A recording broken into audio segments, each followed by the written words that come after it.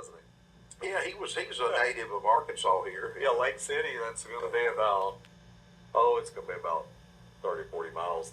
Yeah, I've driven through it, coming through Southeast it. I always think about it. Oh, yeah. He was a one of a kind,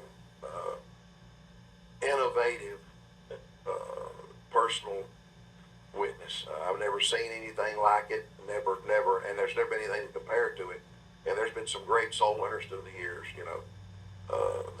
that I've been able to cross paths with. But he was one of a kind. I mean, I'm sure he had fear. You'd have to have some fear. Yeah. Well, he did, but he never revealed that fear. And he witnessed anybody at any time.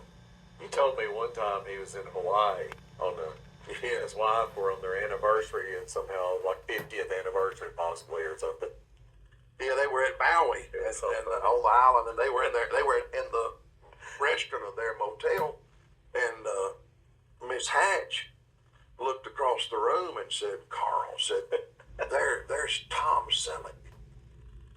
And Carl said, "Who's that?" And she said, "It's Magnum." And he said, "That ain't Magnum."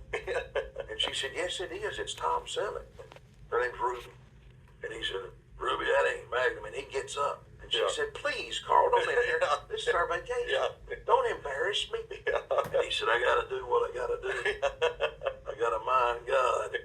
And so he walks over there, and he walks right up to, Tom Selleck. He said, "Are you Magnum?" And Tom Selleck's eating his meal. He looks up, he said, "Well, I'm Tom Selleck. I play the part." He says, "What I mean, are you Magnum?" And he looks at him, and he said, "You're probably going to hell." And he turns around, and walks on. Well, I mean, here's a man eating his breakfast, reading the newspaper. Right. Yeah. And a preacher walks up to you, tells you you're probably going to hell. Yeah. And, I mean, who would have done that? Only one person. He went over and sat down, and he said, in a minute, Tom Selleck got up and walked by their table. And he didn't really know if he's going to be hateful to him or smart off or pick a fight or what. Yeah. And he leaned over and said, "Can we talk about that?" Yeah. And he said, "After I eat my meal."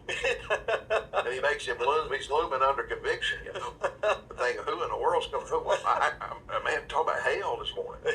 Well, he goes out in the foyer, long story, he leads him to Christ. Yeah. And, I mean, literally. Yeah. And he had a Catholic background. He was religious, but he was lost. Right. And he leads him to the Lord. I mean, it's documented. And so he looks at it, and Tom had a big old Rolex on. And in the ways of Brother Hatch and his style, he said, "Is that watch fake or real?" Is it fake? Yeah. And so Tom said, "I hope it's real." I gave him $27,000 for it.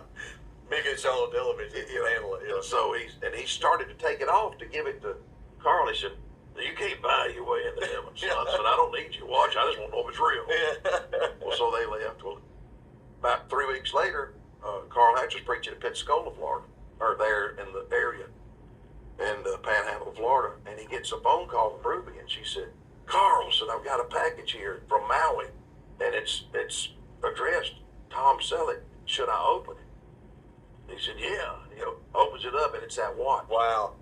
And he wrote him a letter, "Thank you for taking time out of your life on your vacation to introduce me to Christ." Amen. A sweet letter said, "Continue to pray for me and my family." Yeah. And I wanted to give you this. Wow. He had that watch till he died. Wow. That's something.